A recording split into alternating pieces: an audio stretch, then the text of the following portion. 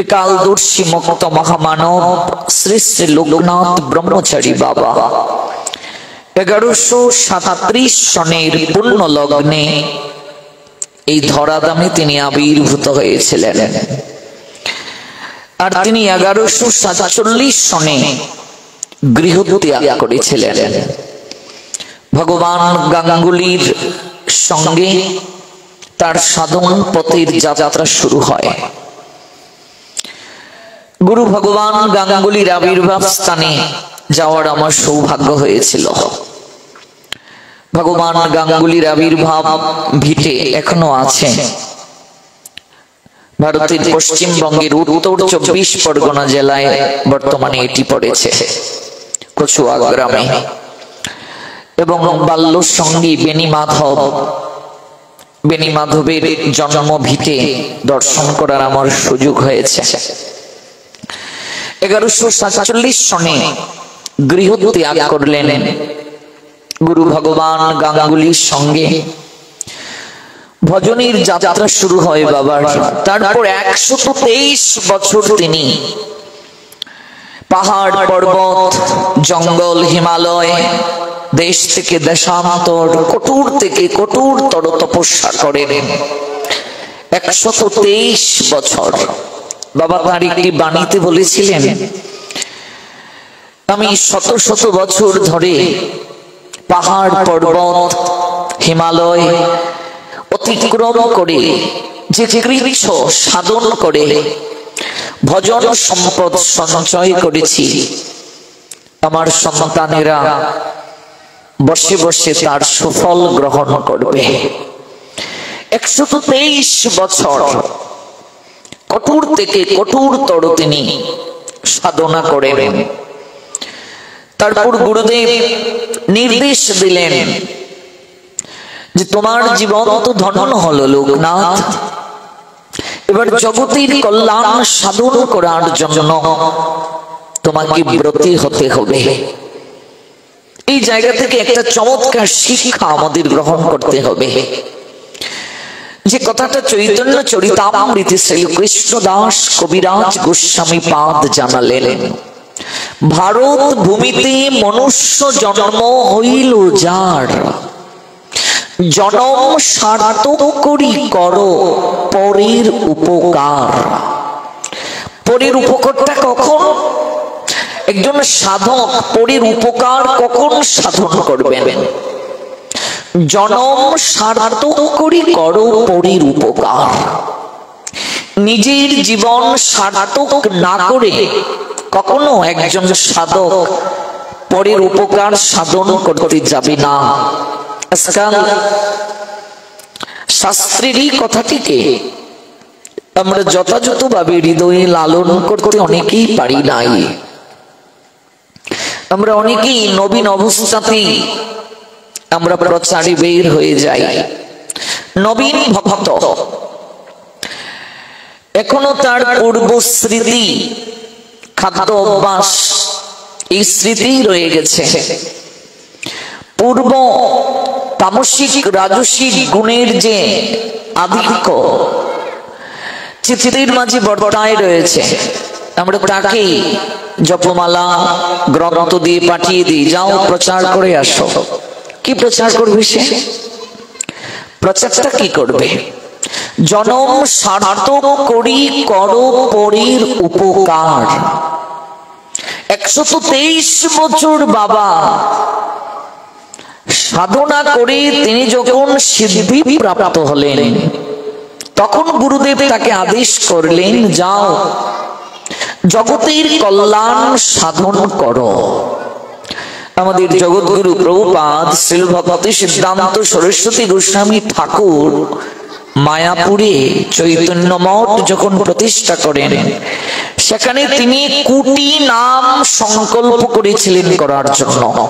কোটি নাম সংকল্প করে সম্পাদন করে যখন তিনি দর্শন করলেন মহাপ্রভুকে, তারপর তিনি প্রচারে বের হলেন। জনম সার্থক করি করো পরের উপকার। 123 বছর বাবা যখন তিনি সাধনায় সিদ্ধি প্রাপ্ত হলেন, তখন গুরুদেব তাকে আজ্ঞা করলেন, যাও প্রচার করো, এবার নিম্ন ভূমিতে যাও। নিম্ন ভূমিতে গিয়ে দুঃখী মানুষকে পরম সুখের সন্ধান দাও। এই জগতে আমরা প্রত্যেকেই দুঃখী। দুঃখ ব্যতীত এমন কাউকে খুঁজে পাওয়া দুষ্কর। প্রকৃত সুখী এই জগতে কেউ নেই। প্রত্যেকের চিত্তে একটা আকাঙ্ক্ষা, সুখী হতে চাই, আনন্দ চাই। মানুষ যে একেবারে সুখ প্রাপ্ত হয় না তা কিন্তু নয়, মাঝে মাঝে সুখ পায় সে, কিন্তু এই সুখটা চিরস্থায়ী নয়। এই সুখটা নিত্য নয়, শাশ্বত নয়, সাময়িক সময়ের জন্য। আনন্দ যে মানুষ পায় না তা কিন্তু একেবারে নয়, কিন্তু এই আনন্দের স্থায়িত্ব নেই। সুখ আছে কোথায়? শ্রী কৃষ্ণদাস কবিরাজ গোস্বামী পাদ জানালেন, কৃষ্ণ বিনা সুখ দিতে নাহি অনন্য জন, থাকিলে বা বিদ্যা কুলে কোটি কোটি জন, অগণিত লোক থাকলেও কেউ তোমায় সুখ দিতে পারবে না। একমাত্র সুখের যিনি পরম আকর, পরম আনন্দ গণ সুখময় শ্রী গোবিন্দ। শ্রী গোবিন্দ ব্যতীত কেউ সুখ প্রদান করতে পারবে না। আমাদের দুঃখের কারণটা কি? ভক্তিবিনোদ ঠাকুর তিনি জানালেন, আমাদের দুঃখের কারণ ভুলিয়া তোমারে সংসারে আসিয়া পেয়ে নানাবিধ ব্যথা। আমাদের দুঃখের কারণ আমরা কৃষ্ণ থেকে দূরে সরে গেছি, ভগবানকে আমরা ভুলে গেছি।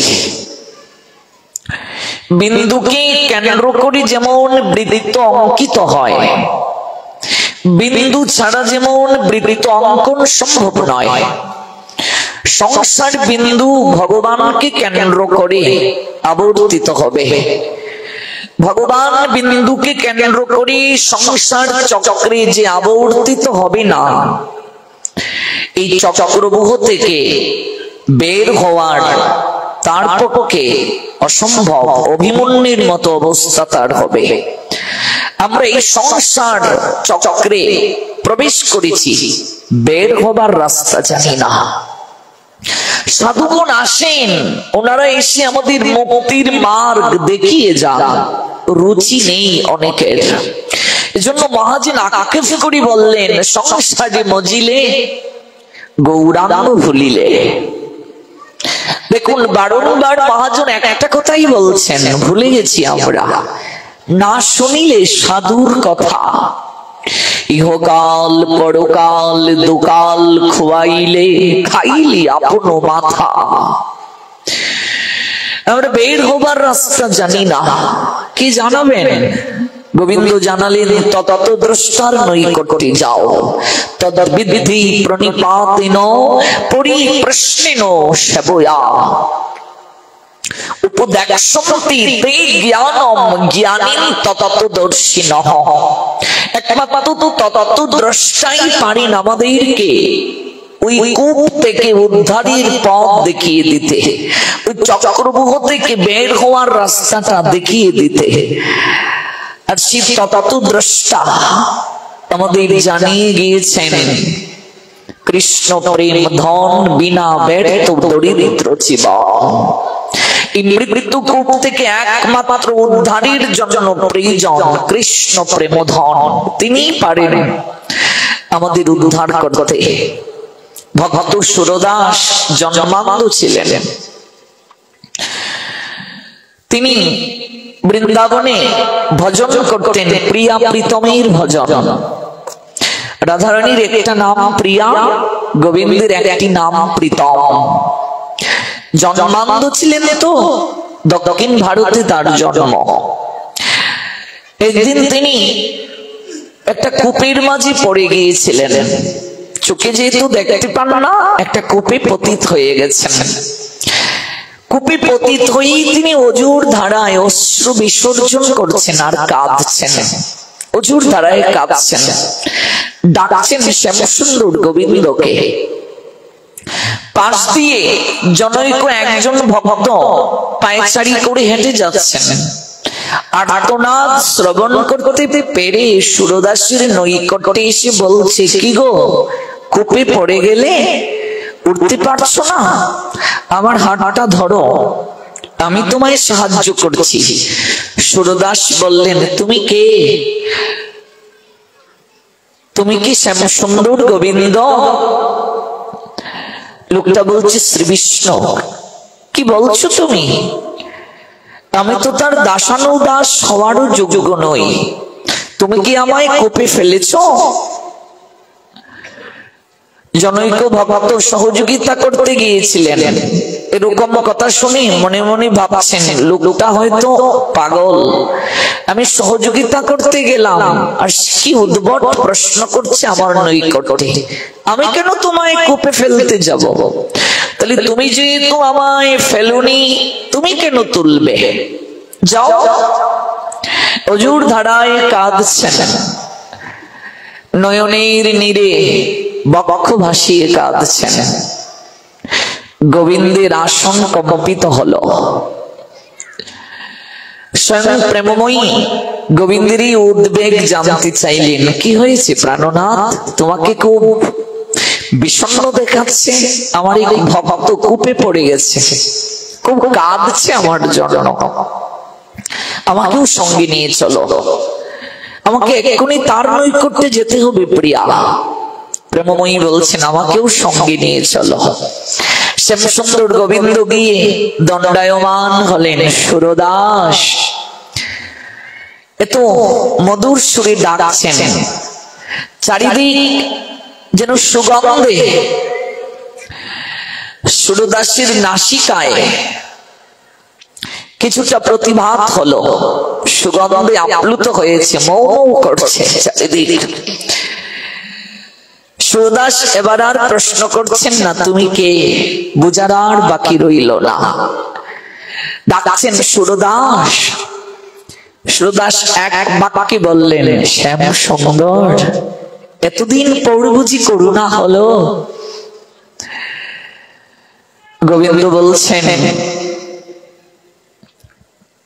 আমি তো সততই ভক্তের নৈকট্যে আসার জন্য ব্যাকুল থাকি সুরদাস, কিন্তু এরকম যদি তোমার মতো কেউ ডাকে তাহলেই তো তার নৈকট্যে যাই।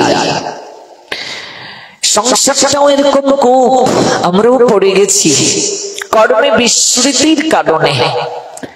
সুরদাসের মতো আমরা ডাকতে পারি না। তত্ত্বদ্রষ্টা আমাদের কি করে ডাকতে হয় তাও জানিয়ে যান, প্রীতি বর্ধিত হয় না। ও সুরদাস, আরো কূপে পড়ে থাকবে? এবার উঠো, আমার হাতটা ধরো। আমরাও পতিত হয়ে আছি এই সংসার মৃত্যু কূপে। গোবিন্দ অপেক্ষা করছেন আমাদের জন্য। গৌরহরি হাতটা বাড়িয়ে দিয়ে আছেন, দুটো হাত তুলে অনন্তকাল ধরে তার অপেক্ষা, মৃত্যু কূপ থেকে তোলার জন্য, সংসার কূপ থেকে তোলার জন্য দুটো হাত উত্তোলন করে অনাদিকাল ধরে তিনি দাঁড়িয়ে আছেন, তাকিয়ে আছেন করুণার দৃষ্টি দিয়ে, মমতার দৃষ্টি। এই দৃষ্টি অনুরাগীর হৃদয়কে ছুঁয়ে যায়। এই দৃষ্টি শতবার চিত্তকে বিদীর্ণ করে। শুধু একটু প্রয়োজন আর্তনাদ, কার মতো? ভক্ত সুরদাসের মতো। আজও গোবিন্দ অপেক্ষা করেন, আজও বংশী বাজান।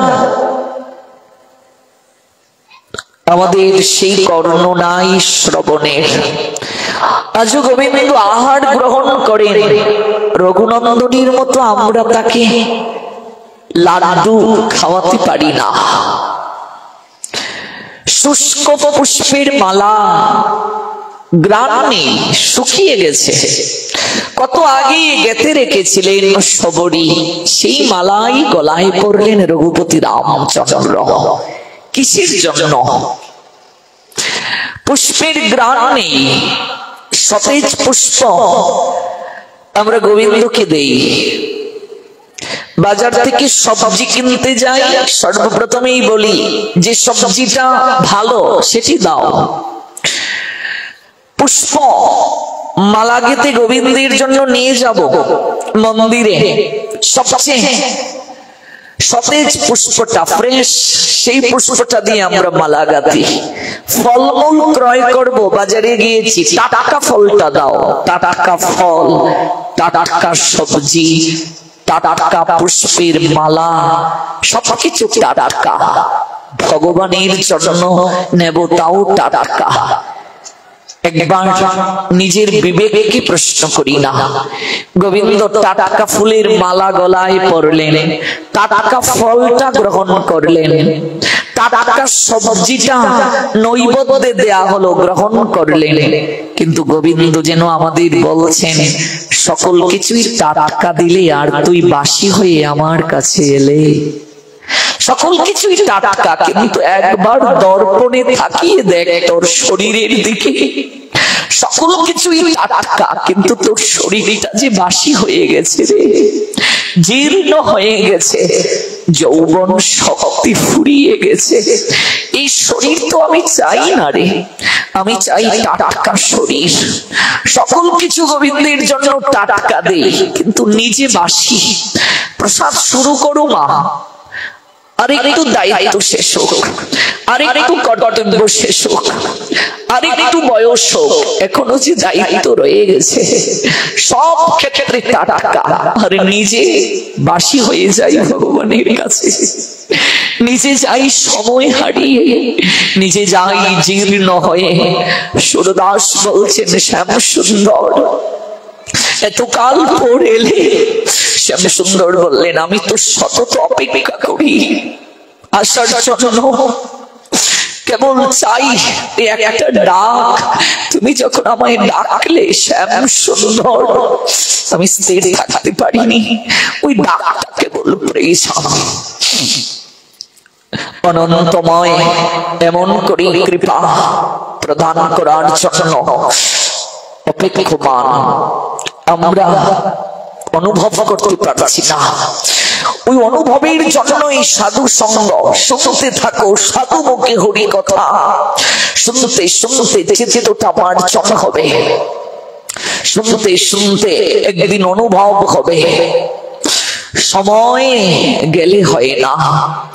জগন্নাথ প্রতি বছর নবরথে উঠেন, এই তো আর কদিন পরেই রথযাত্রা। নবরথে নতুন রথ কখনো কি অনুভব করেছি? কখনো কি আমাদের মাঝে এই তত্ত্বটা জেগেছে? নবরথ মানে কি? এই পুরীতে প্রতি বছর নবরথ হয়, নতুন রথ হয়। এখনো যদি পুরীর কর্তৃপক্ষ মনে করেন হীরা দ্বারা রথ তৈরি করব, কোনো ব্যাপার না। স্বর্ণের রথ তৈরি করব, কোনো ব্যাপার না। কিন্তু প্রতি বছর কাঠ দ্বারাই রথ হয়। এক একটা চাকা কত বিশাল। আমরা দর্শন করেছি যখন নির্মাণ হয় রথ, তখনও গিয়েছিলাম। এই নিম কাষ্ঠ পাওয়া কত কঠিন এখন। প্রতি বছর বিশাল বিশাল রথের চাকা, 16টা চাকা কেবল জগন্নাথের রথের জন্য। ভাবা যায় এক একটা চাকা কত বৃহৎ, কত বিশাল আকার। 3টা রথে কতগুলো চাকা প্রয়োজন ভাবুন তো। প্রতি বছর নতুন রথ চাই। রথযাত্রায় আমরা যাই, অনুভবটা কজনের আসে গো? অনুভবটা জীবনে খুবই প্রয়োজন। অনুভব না হলে হয় না। আর ভয়, চিচিতে যার ভয় নাই তার কোনোদিন ভক্তি লাভ হয় না। মনে রাখবে, ভয় থেকে ভক্তি আসে। ভগবানের প্রতি ভয়, ভয় যার নাই ভক্তি কি করে আসবে? জগন্নাথের রথেই কেবল 16টা চাকা। সুভদ্রার রথে 12টা চাকা, বলরামের রথে 14টা চাকা। কেবল এতগুলো চাকা তৈরি হয়। এক একটা রথের উচ্চতা ভাবুন। হ্যাঁ, সুভদ্রার রথের উচ্চতা 31 হাত। 31 হাত কেবল সুভদ্রার রথের উচ্চতা। এক একটা রথ নির্মাণ করতে কত কাঠ প্রয়োজন। প্রতি বছর কাঠ দিয়েই তৈরি হয়। নবরথে জগন্নাথ উঠেন। এই রথযাত্রা জানাচ্ছে, মনে রাখবে, এই রথ যদি বিকল হয়ে যায়, এই রথ যদি নতুন থাকে, তাহলে ভগবান অহৈতুকী কৃপা প্রদান করেন সাধনা করলে। কিন্তু রথ পুরাতন হয়ে গেলে কোনদিন সাধনা করা সম্ভব নয়। নবরথ, নববিধা ভক্তি, নববিধা ভক্তির রথে উঠেন। দেহটাই তো রথ। রথ যদি বিকল হয়ে যায়, গন্তব্যে পৌঁছাতে পারবো না। এজন্যই সময় থাকাতে, গতকাল বলেছিলাম, মেঘ পূর্ণ দিন নহে দুর্দিন। নারদ বলেছিলেন, এই যে একটু ঝড় বৃষ্টি হলেই আমরা কতটা ব্যথিত হয়ে যাই, কিন্তু নারদ বলেছিলেন এটি বড় দুর্দিন নয়। জীবের ভাগ্যাকাশে সেই দিনটি বড় দুর্দিন, যেদিন জীব ভজন ব্যতীত একটা দিন কাটায়, সাধু সঙ্গ ব্যতীত একটা দিন কাটায়, তার জীবনে তার থেকে বড় দুর্দিন আর কিছু হতে পারে না। গৃহে থাকো, বনে থাকো, যেখানেই থাকো, বনে থাকা মানে সন্ন্যাস, গৃহে থাকা মানে সংসারী যারা, গৃহে থাকো, বনে থাকো, সেটি মুখ্য নয়। মুখ্য হচ্ছে সঠিক সময়ে ভগবানকে আরাধনা করো। ওই যে ব্যাকুলতা, ব্যাকুলতার ডাকটা বড় প্রয়োজন। ব্যাকুলতা ছাড়া হয় না, আকুলতা ছাড়া কোনোদিন হয় না। আকুলতা ব্যাকুলতা এই দুটো শব্দের সমন্বয়ে যতদিন পর্যন্ত না হবে, ভজনটা হবে না। সুরদাস উঠো, শ্যাম সুন্দর হাতটা বাড়িয়ে দিলেন। সুরদাস গোবিন্দের হাতটা ধরলেন, হাত ধরে নিয়ে চলো, কত চিনি না। আমরাও তো এমন, একটা ভরসার হাত প্রয়োজন, ভরসার হাত। এটাই হলো লাঠি। লাঠি মানে ভরসা। আমরা ভাবি শেষের দিনে তোমায় কে দেখবে গো, বংশের লাঠি নাই, শ্মশানে কে ছাতি দেবে, নাতি নাকি বংশের লাঠি, শ্মশানে দেবে ছাতি। কিন্তু না, সুরদাস হাতটা ধরলেন গোবিন্দের। অন্ধ, দক্ষিণ ভারতের সুরদাস, চোখে দেখেন না, অন্ধ, যষ্টিতে ভর দিয়ে চলেন। গোবিন্দ নিজে লাঠি হলেন আজ, হাতটা ধরলেন। লাঠি, লাঠি মানে ভরসা। ওই লাঠিটা পুত্র কন্যা নয়, এধন যৌবন পুত্র পরিজন, ইতে কি আছি পড়তি তীরে। লাঠি তারা নয়, কমল দল জল জীবন টলমল, ভজহ হরিপদ নীতিরে। ওনারা লাঠি নয় গো। অদ্বৈত প্রভু একটা লীলার মাধ্যমে জগৎকে দেখিয়েছেন জগতের লাঠি কে। আপনারা এখানে যারা আছেন নিশ্চয়ই অনেকেই ওই বেনাপোল পাট বাড়িতে গিয়েছেন।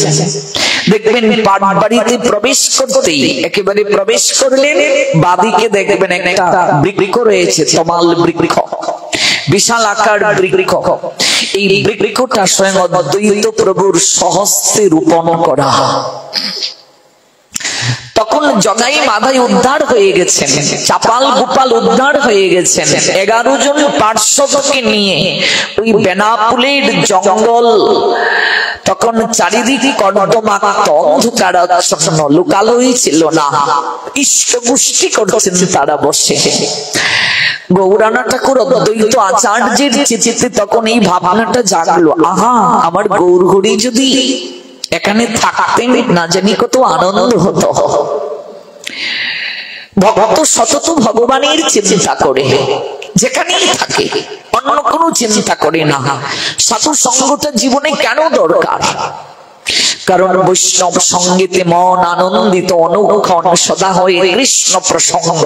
আপনি সাধু সঙ্গীত থাকলে ভগবানকে স্মরণ করবেন, করতে বাধ্য।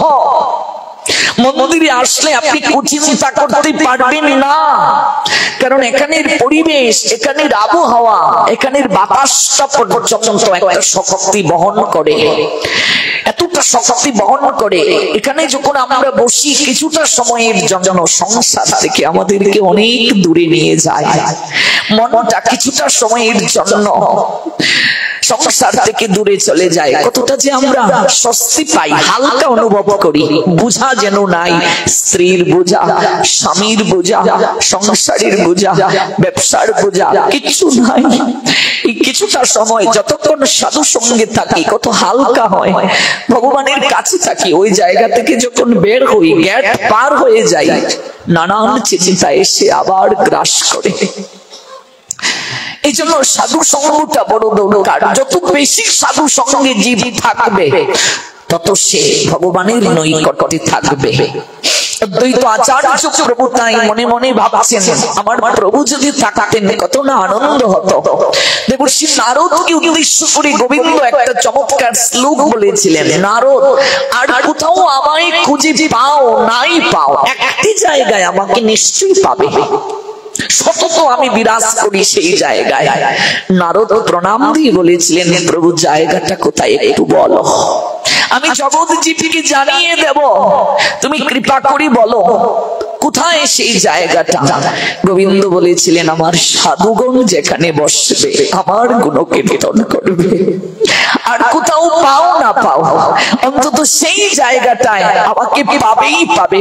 আমার সাধুগণ, আমার ভক্তগণ যেখানে মিলিত হয়ে আমার গুণকীর্তন করবে নিশ্চিন্তে, এবং তুমি জগৎকে জানিয়ে দাও নিঃসন্দেহ, কোন সন্দেহ যেন কেউ না রাখে, আমি সেখানে অবশ্যই অতি অবশ্যই প্রেমময়ীকে নিয়ে বিরাজ করব, সতত বিরাজ করব।